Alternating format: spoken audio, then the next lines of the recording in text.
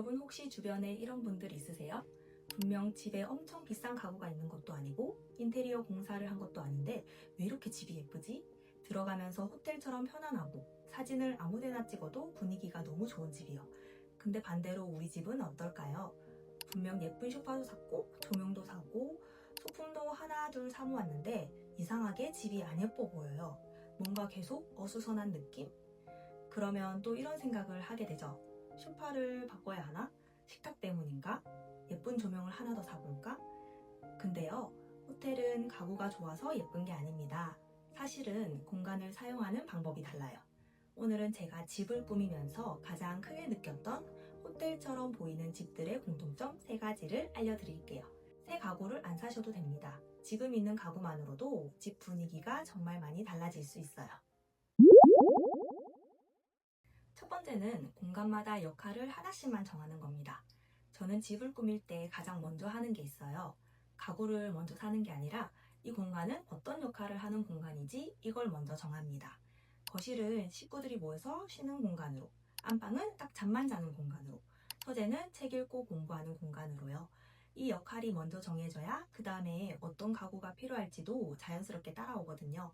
근데 우리 집을 한번 생각해 보세요. 거실에서 TV도 보고 밥도 먹고 아이도 공부하고 빨래도 개고 택배도 올려놓고 옷도 잠깐 걸어놓고 거실 하나가 너무 많은 역할을 하고 있어요. 그러니까 그 역할마다 필요한 물건이 계속 늘어나고 결국 공간도 점점 복잡해질 수밖에 없는 거죠. 그래서 저는 항상 이 공간은 뭘 하는 공간이지? 이 질문부터 해보라고 말씀드리고 싶어요.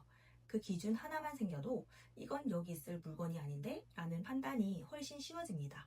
그리고 하나 더 말씀드리고 싶은 게 있는데요. 많은 분들이 침대나 소파 같은 큰 가구는 무조건 벽에 붙여야 한다고 생각해요. 그런데 꼭 그럴 필요는 없습니다.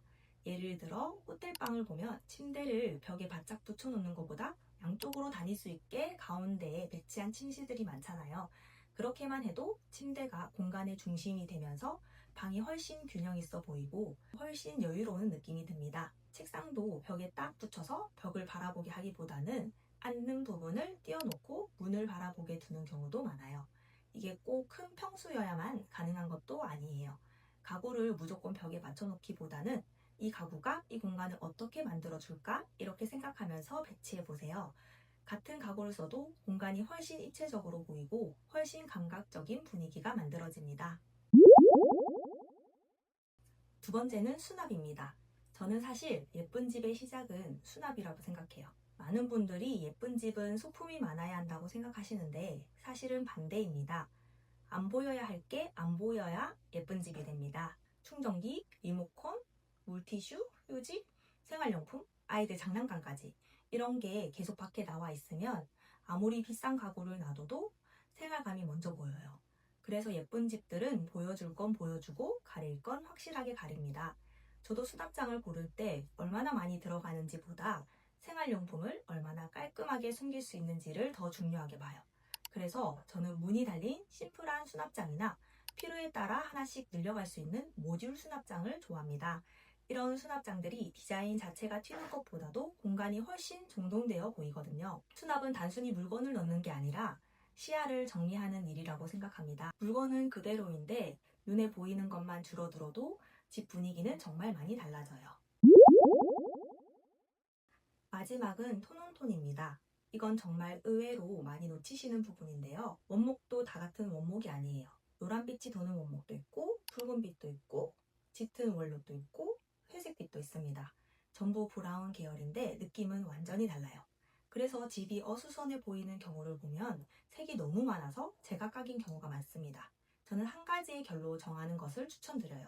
예를 들면 밝은 오크를 선택했다면 가구나 커튼, 러그에는 비슷하지만 조금은 다른 톤을 선택하는 거죠. 그러면 전체적으로 느꼈을 때 가장 자연스럽고 고급스럽게 보인답니다. 저는 사남매를 키우고 있는데요. 아이 넷이 있는 집이다 보니까 집이 항상 모델하우스처럼 깨끗할 순 없어요.